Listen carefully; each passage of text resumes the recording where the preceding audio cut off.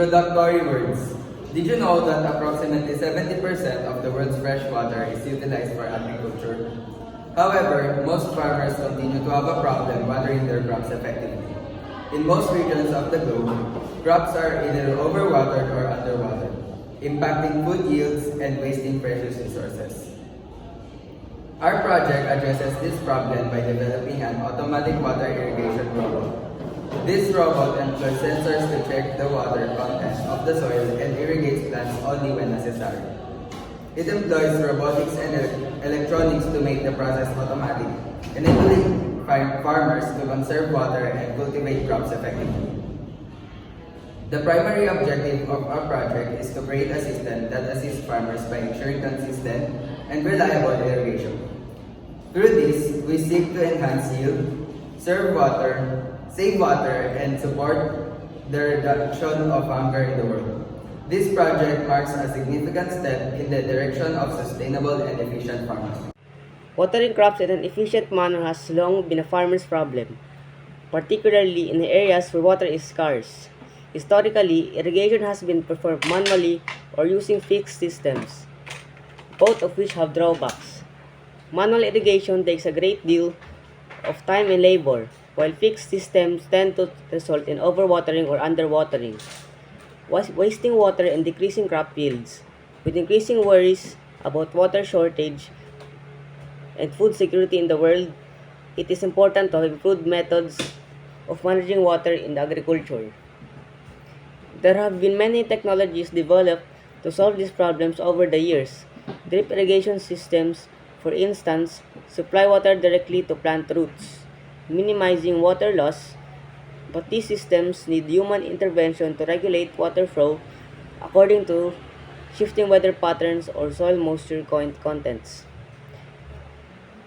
Recent technologies in robotics and electronics, like automated sensors and controllers, provide a more efficient alternative.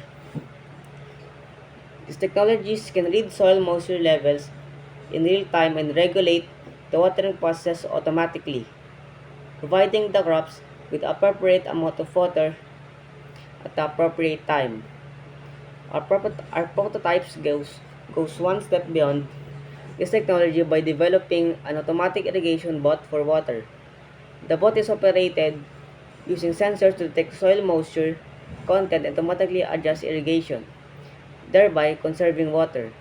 Through minimizing wastage of water and maximizing crop output, the system encourages sustainable agriculture. Our project has the ability to assist farmers, particularly those in water-scarce regions, in producing crops more effectively and towards achieving the objective of world food security. Our research problem. What are the main challenges farmers face with current irrigation methods, and why is an automated system necessary to address these challenges? 2. What are the benefits of developing an automatic water irrigation bot that adjusts watering based on a real-time soil moisture? And how does this innovation help solve water wastage and improve crop yields? 3. What impact will implementing an automated irrigation system have on farmers' water usage, productivity, and sustainability? And what challenges might arise in making this technology widely accessible? Our objectives is about to create and construct an automatic irrigation bot, design a working model utilizing soil moisture sensors and microcontroller-driven automation to supply water in an efficient manner to crops conserving water. Test the irrigation system efficiency. Quantify the bot's capability to achieve maximum soil moisture levels in contrast to conventional irrigation practices. Preserving water and promoting healthy crop development. Test the water scalability. Evaluate how scalable and easy the automatic irrigation bot can be implemented for varying farm sizes. And climates, opening up opportunities for small-scale as well as large-scale farmers.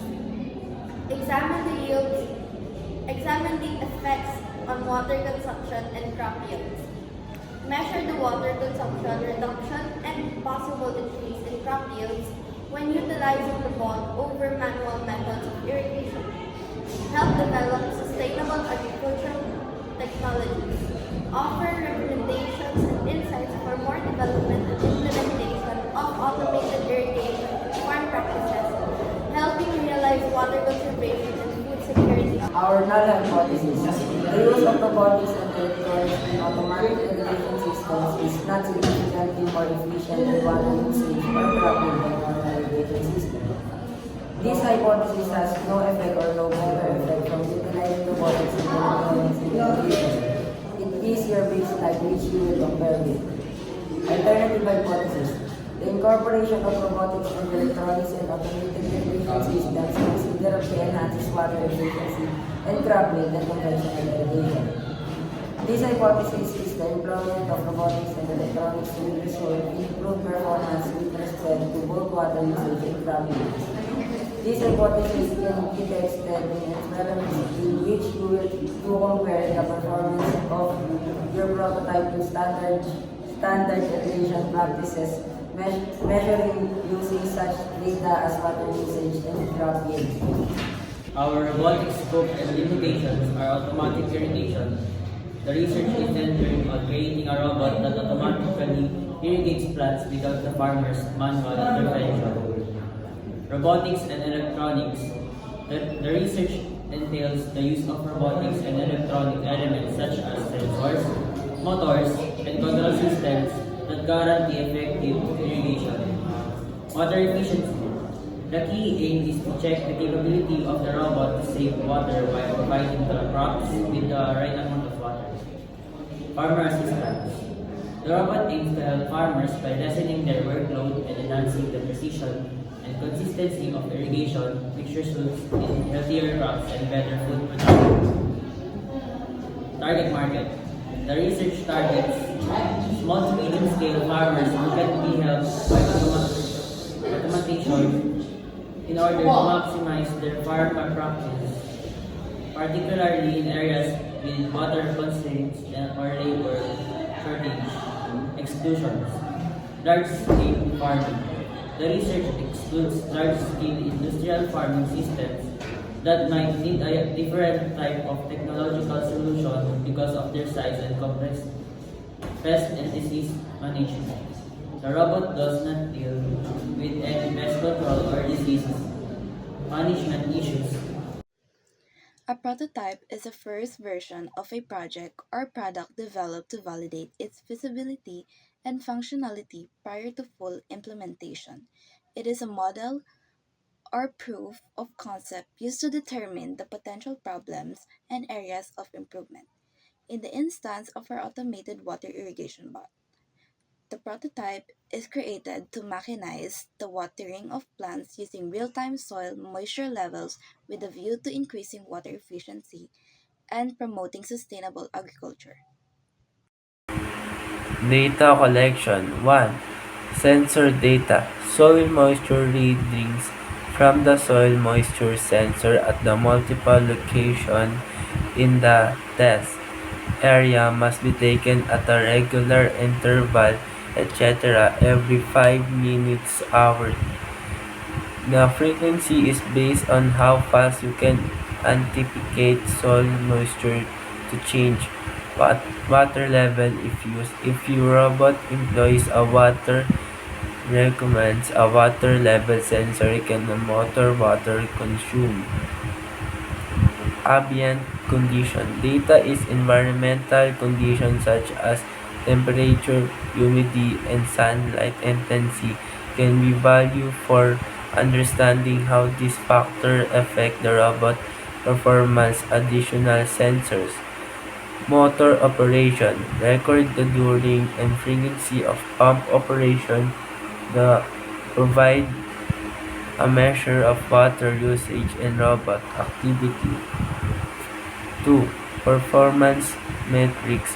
Water usage determines the total value of water consumed by the robot during the test period. Compare with water that will be utilized using conventional water system.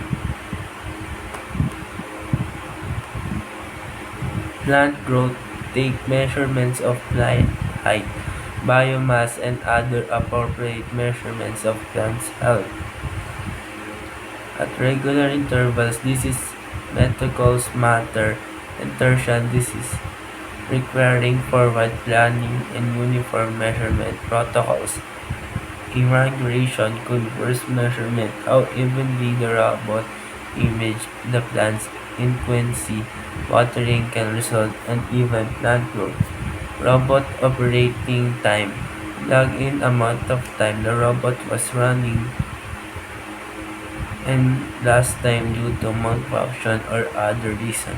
Battery life if applicable. If the robot is battery powered, motor, battery use and recharging interval.